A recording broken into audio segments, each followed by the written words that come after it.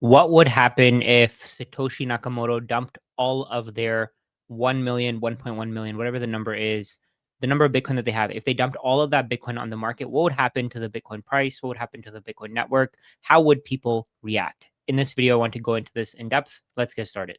There's a report issued by River where they tell you how much Bitcoin individuals have. So who owns the Bitcoin ownership distribution. This is from August 25th, 2025. So about a month ago. It says here individuals own 65.9% of the supply. And in previous videos, I've posted this before. The individual supply was around 75%. So 10% of that supply has moved from individuals to businesses, ETFs and funds, and governments. Satoshi Nakamoto is the creator of the Bitcoin network. Satoshi Nakamoto is reported to own something like 1 million Bitcoin. It could either be a group of people, an individual, nobody actually knows who it is, but they're reported to own about 1 million Bitcoin. So I don't know what that exact number is. Nobody really knows.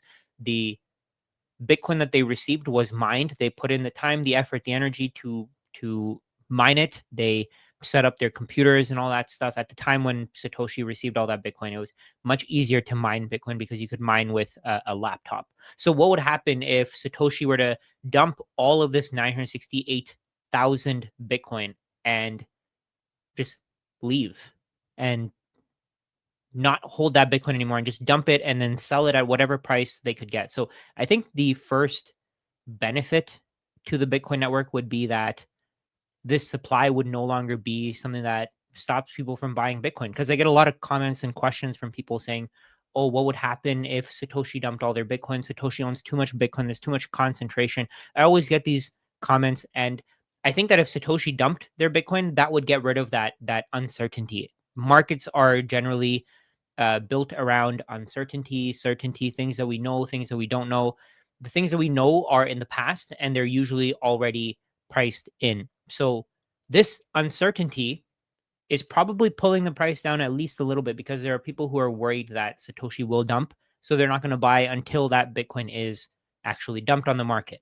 All of this, of course, goes back to supply and demand. So what we see here is the Bitcoin order book. Keep in mind that this isn't real. I just took these numbers from CoinGlass and I changed them based on whatever the current price is. So what we see here is that at any time, there's going to be a certain number of Bitcoin available at the current price. So while this may not be the exact numbers, this shows you just a range of what it would look like. So let's say, for example, if the current price of Bitcoin is $123,300, there's only going to be a certain number of Bitcoin available to be bought at that price. So what you see on the left side is the number of Bitcoin available to be bought. This is the ask price. And then on the right side, you see the number of Bitcoin that are being demanded right now. So at each price, how much Bitcoin is available to be bought. So how much Bitcoin is being demanded at each price. So the short and simple answer here is that Satoshi Nakamoto would very likely, if they were to dump all their Bitcoin, they would very likely take up all of this demand and more. So you see here that on this order book, this keep in mind that this is just an example, a snapshot from the past.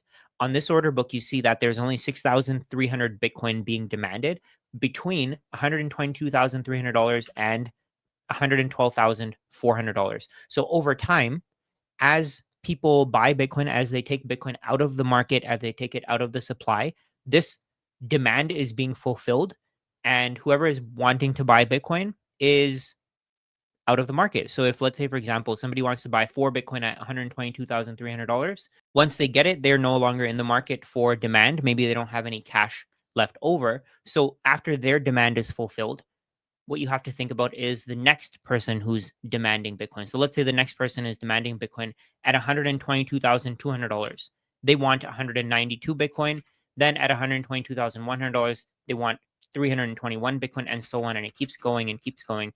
Over time, as the price falls, and this is one of the reasons why you see these massive crashes and these massive melt up events with Bitcoin. Over time, as the price falls or as it rises, the number of people who want Bitcoin or the people who want to sell Bitcoin, they run out. So what I mean by this is that as you fulfill demand for buyers or as you fulfill demand for dollars for sellers, the buyers and sellers step away And now you have a new set of buyers or sellers to fulfill the demand for. So over time, because people are more short term focused, you see a lot more demand in the prices that are closer to whatever the price is today.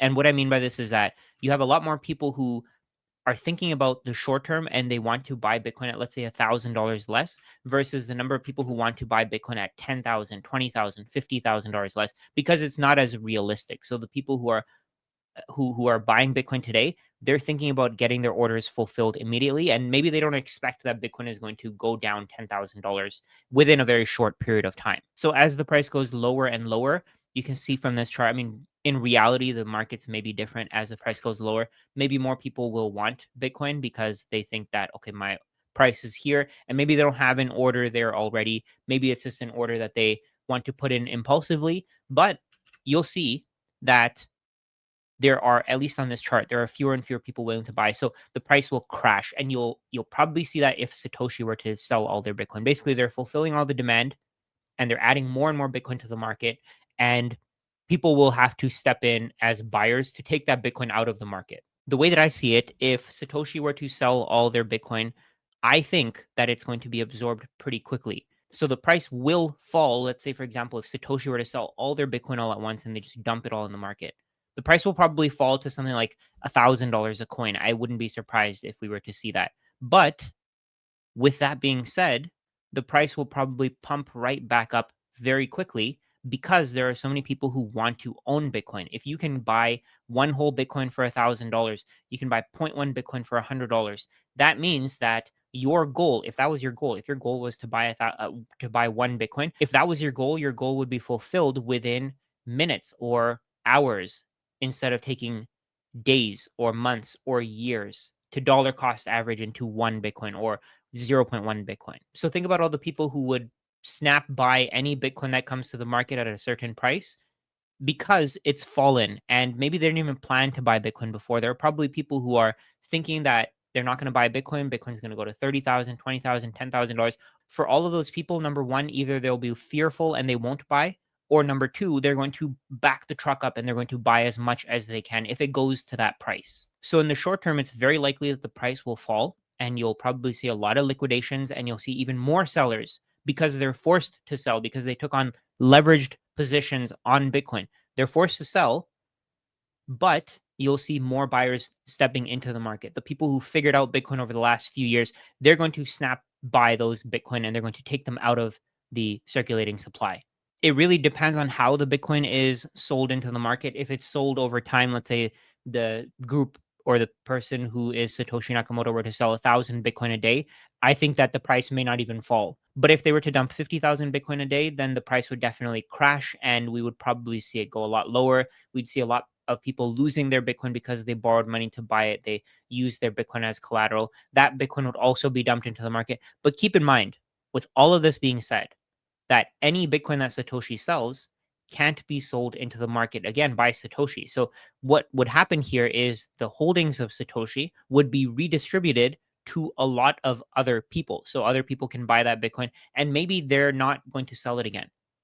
Part of that Bitcoin is going to go into people's vaults, people's multi-sig wallets, people's wallets that they plan to hold on to forever, and they're never going to sell it again. So that Bitcoin, once it's sold, may never ever be sold again. So part of that Bitcoin may be locked up and it'll never come into the market again.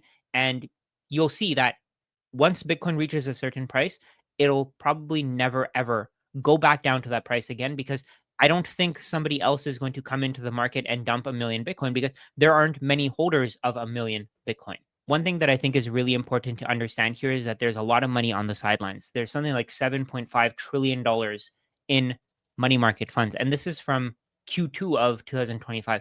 In that time, there's probably more money that went into money market funds. And these funds, this money that's in these money market funds is probably getting something like 3 to 4% interest.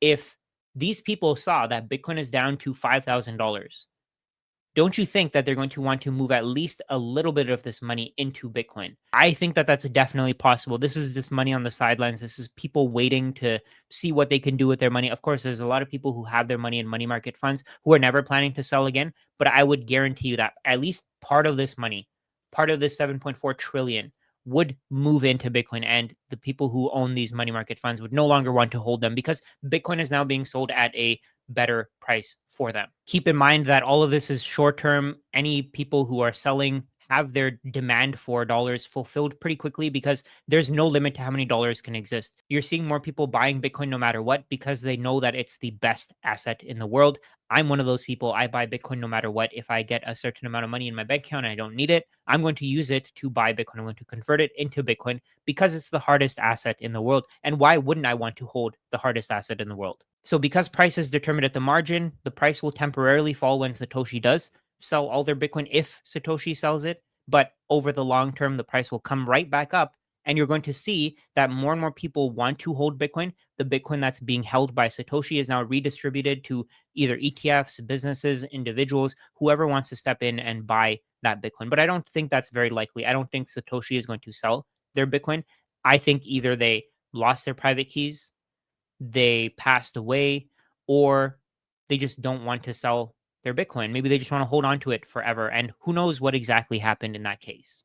So in the short term, the price may fall massively, but over the long term, it'll come right back up. I would be surprised if this lasts more than 4 years. I do think that there would be a massive bear market, though. It would probably drop 90, 95% if a million Bitcoin were to come into the market. But you've seen in the past that even with something like 80, 90, 100,000 Bitcoin being dumped into the market, the price barely moves. So a million Bitcoin, of course, is an order of magnitude more in supply. But over the long term, like I said in the beginning, this would be a good thing because it would remove a lot of uncertainty around Bitcoin. It removes all of the fear, uncertainty, and doubt that Satoshi will sell their Bitcoin. So at some point, you're going to see that Bitcoin goes a lot higher than whatever the price is today. Today, the price is about $122,000. At some point, it'll be much, much higher than what it is today. So don't be too worried about this happening if you're planning to buy Bitcoin today. At some point, even if it does happen, you're going to see that today's price is a rounding error because Bitcoin's fundamentals wouldn't change. The network would stay exactly the same. The miners would continue to mine Bitcoin. People will continue to want the best asset in the world. If you're interested in learning more about Bitcoin, watch this video here where I explain the consequences of owning zero Bitcoin.